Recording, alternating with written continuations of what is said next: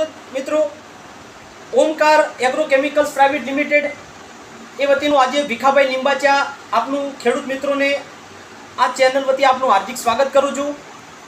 ઓમકાર ઝીંક plus ખાતર જે આજે આપણે ખેડૂતો મિત્રો ઘણા આને જાણતા હશે, ઘણા વાપરતા હશે, ઘણા નહીં વાપરતા હોય, પણ નવી સિઝનની શરૂઆત થઈ છે એટલે આજે તમને એક માહિતી આપી દઉં કે આજે પાયામાં, પૂર્તિમાં કે ઓમકારનું ઝીંક પ્લસ આજે ખેડૂતો વાપરવાથી શું ફાયદો થાય છે।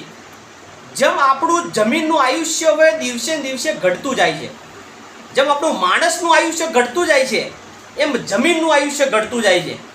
એનું કારણ કે પૂરતો જમીનમાં ખોરાક છે નહીં। આજે જમીનમાં પૂરતો ખોરાક આપણે નાખતા નથી। ડીએપી, યુરિયા એટલે કે નાઇટ્રોજન, ફોસ્ફરસ, પોટાશ જે આજે છેલ્લા 40-45 વર્ષથી આપણે નાખતા આવ્યા છીએ। બાકીના જે જમીનમાં જે 10 પ્રકારના તત્વો જે ઘટી રહ્યા છે, ઝીંક, ફેરસ, કોપર, બોરોન, આયર્ન, જસત, મોલિબેડિનમ, કંદક, તાંબુ, કેલ્શિયમ, આ જે તત્વો જે ઘટી રહ્યા છે એ આપણે એને પૂરું પોષણ જે કહીએ છીએ આપણે ખોરાક સ્વરૂપમાં, એ આપણે જમીનને પૂરતું આપતા નથી। એના કારણે દિવસે દિવસે જમીનમાં આપણો વનસ્પતિને રોગચાળો વધતો જાય છે, આપણું ઉત્પાદન ઘટતું જાય છે। કપાસ ત્યારે તમારો નવરાત્રિ સમય આવે એટલે કપાસ તમારો લાલ થઈને પીળો થઈને ખાખરવા માંડે છે। મગફળીમાં તમારે પાંદડું પીળું પડે, ઘેરું કરીને રોગ આવે, વારંવાર ફૂગનાશકના રાઉન્ડો મારવા પડે છે। આ ઘણા બધા આપણને પ્રશ્નો મૂંઝાતા હોય છે ખેતીમાં।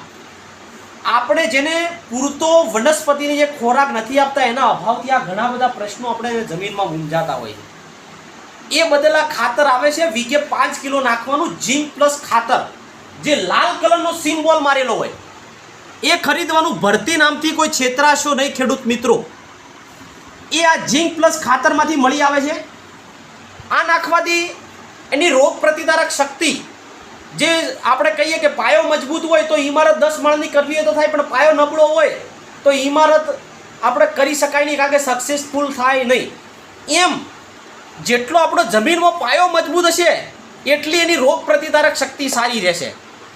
એમાં ખાતર કામ કરે છે ઝીંક પ્લસ। એટલે સર્વ ખેડૂત ભાઈને વિનંતી કે આ ઝીંક પ્લસ એ ઓમકારનું એ આ સિઝનમાં વાપરે।